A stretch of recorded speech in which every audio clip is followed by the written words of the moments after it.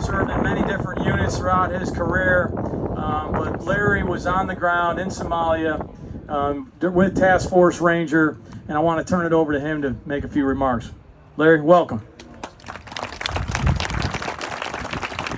All right. Can everybody hear me just fine? Okay, great. Hey, I just want to let you guys know that I actually did the first inaugural Mogadishu mile, and I finished last, so I'm not sure if I really want to do it this time. But I asked, is there any veterans from Somalia that are here? Even better, because nothing ruins a good war story than a witness. So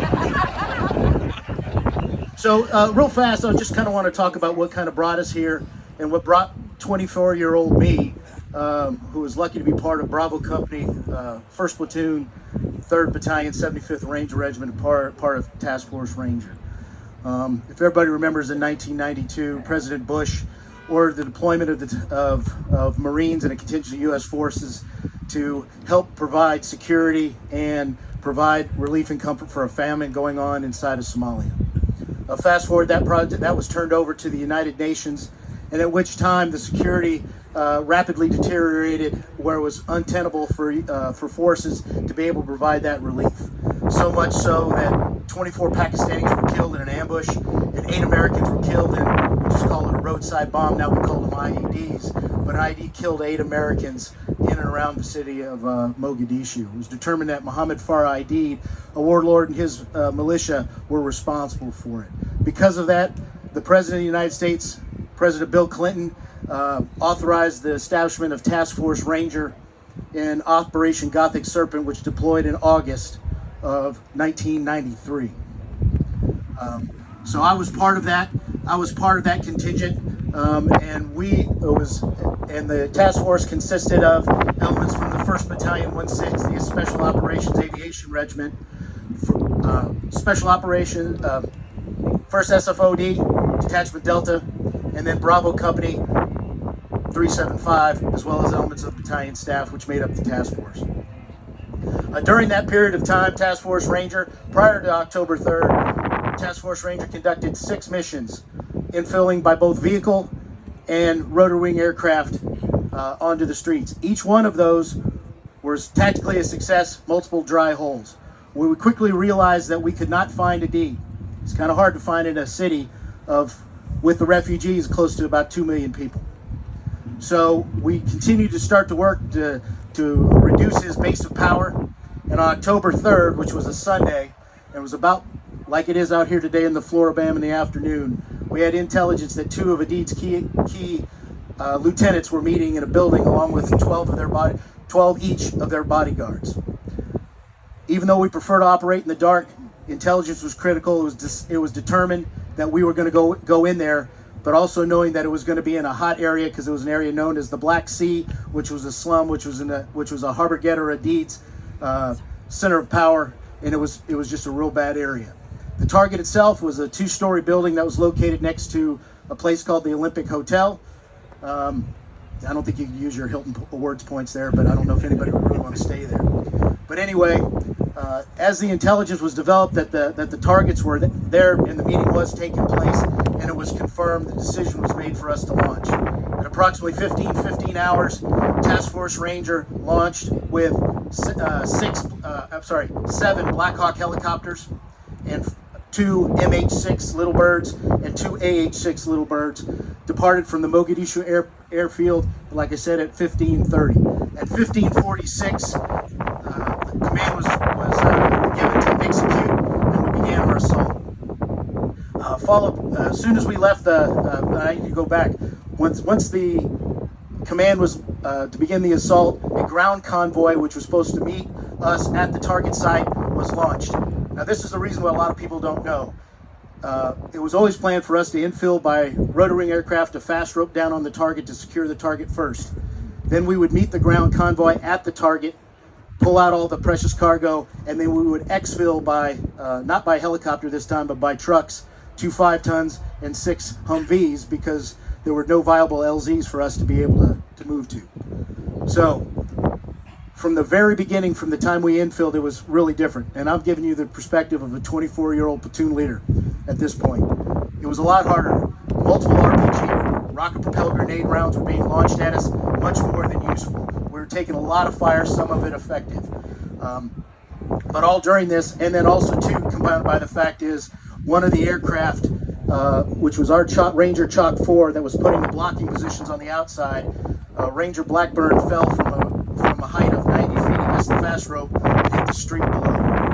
So we're dealing with that, and also they landed him short of the target. So, but despite all of that, the assault force went into the target, captured everybody. We managed to secure it, even despite taking fire from basically all points of the compass around the target. We started to collapse. The command was made to start to execute, and literally we were rolling up our fast ropes and starting to move, to start to line up, to start to move into the vehicles. And really successful and exfil the target when the oh crap happened. Super 6-1, one of the Blackhawks providing aerial support overhead, and with both sniper and door guns with miniguns, was shot down approximately 2.5 blocks away from our location. Immediately from then, we realized that our mission had changed. So the decision was made is to load the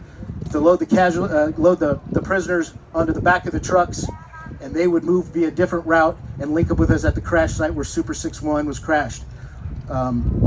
We did not know if there was anybody living at the time. One of the Ranger Chalks, led by my buddy Lieutenant Tom DiDamasso, had a straight line 2-block move to it. He immediately raced to the target site and moved to help to secure it, along with our combat search and rescue aircraft, which dropped. There's a lot of little vignettes I want to talk about, but I would say uncommon valor was very common at that period of time. I've seen the videos, and I just want to tell you a story about as the combat search and rescue team was sliding down the ropes, and I've seen the P3 Orion videos. It shows that helicopter, as it was sitting there, had Rangers on the ropes. An RPG hit its tailbone. It immediately started raising up, and then it held down and lowered and held until the last Ranger hit the ground, and immediately they cut the ropes, and Major Herb Rodriguez and Dan Gelada immediately flew and limped that aircraft right where it crash landed at the end of the airfield. They immediately hopped out and ran to another aircraft and continued flying. That was just typical of some of the things that happened. So while we were doing this, and in the meantime, the rest of the ground people from the target, myself included, started moving to under heavy fire and secured the aircraft where one of the pilots was actually crushed inside the cockpit. We immediately tried, while taking fire, trying to remove him from the helicopter. He was still stuck. So at which point we started taking lots of heavy fire, and we had to secure it for the time being. At this time, Super 6-4, piloted by Michael Durant, Chief Warrant Officer Frank, went over the target to provide additional cover and fire for those around the target building. They too were shot down by an RPG. And just to let you know, they landed about 2 clicks to our west, where they landed, where, by the way, no one could get to them. At this time, just to let you guys know, that's where Randy Shugart, Gary Gordon, 2 Delta snipers, they requested 3 times to be put into the target because there was no one else. They were finally given permission. They landed, and at which point they secured the aircraft until they ran out of ammunition. Every man was killed except for Michael Durant, who was held hostage for about 11 days before release. But as a result of their actions, Gary Gordon and Randy Shugart were awarded the Congressional Medal of Honor. At this point, the convoy moved back to the airfield because they couldn't get to the target because the Somalis, they had a hell of a civil defense plan. They were lighting tires into the middle of streets and vehicles, and it was hard. They couldn't punch through to locate us, and they were taking very heavy casualties, so they moved back to the airfield to consolidate. So as darkness fell, the majority of the forces were sitting in the airfield, while there was about 60 Rangers and operators sitting around Super 6-1, securing it for the night.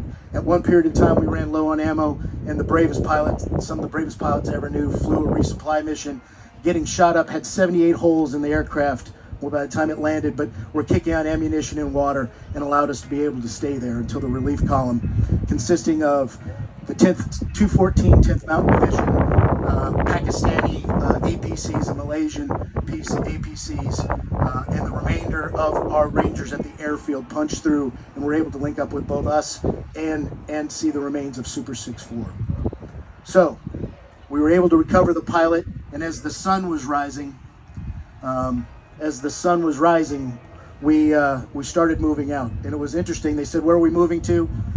And they said the Pakistani stadium. And I go, "Oh, shit, that's 5 miles. That's not 1 mile." But luckily, we're not doing a Mogadishu 5-miler right now today. So, but anyway, so at which point we maneuvered to a safe area, as Dan had talked about.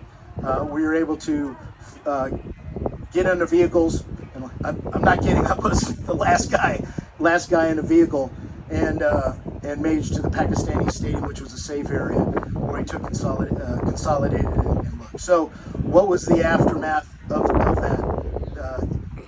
As a result of that battle, 18 were killed on that evening. We lost 19 total in the whole task force, but 18 were killed and over 80 wounded. Somali casualties were high; they were well over 1,000. But more important, in my mind, that was an event that actually shaped my life and shaped the lives, I believe, of the Special Operations community and the Ranger Regiment. I feel proud and privileged to have this opportunity to speak and tell our story to all of us, and really to say so. And I had to use a quote of others because I have to read this because I tried to memorize it. It just didn't work like the Ranger Creed. But this is from Colonel William O. Darby, who was the commander of the 1st Ranger Battalion in the Second World War, and he said something that was pretty fitting. A quote that I would like to read to you guys today, and I think it's very, very appropriate for today. That we, the living Rangers, will never forget our fallen comrades. They and the ideals for which they fought will remain ever present among us, for we fully understand the extent of their heroic sacrifices.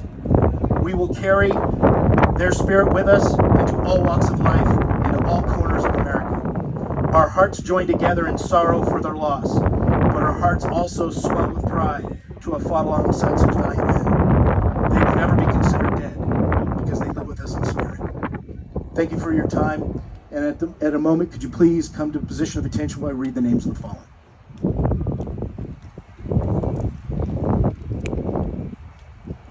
Master Sergeant Gary Gordon, Master Sergeant Matthew Ryerson, Master Sergeant Timothy Martin, Sergeant First Class Randall Sugar, Sergeant First Class Earl Fillmore, Staff Sergeant Daniel Bush, Chief Warrant Officer Raymond Frank, Chief Warrant Officer Clifton Walcott, Chief Warrant Officer Donovan Briley, Staff Sergeant Thomas Field, Staff Sergeant William Cleveland Jr., Sergeant Lorenzo Ruiz, Sergeant Dominic Pia, Sergeant Casey Joyce, Specialist James Cavaco, Corporal Jamie Smith, PFC Richard Koloweski, Sergeant Cornell Houston, PFC James Martin Jr. We will always say their names. They will live forever. Ranger lead away.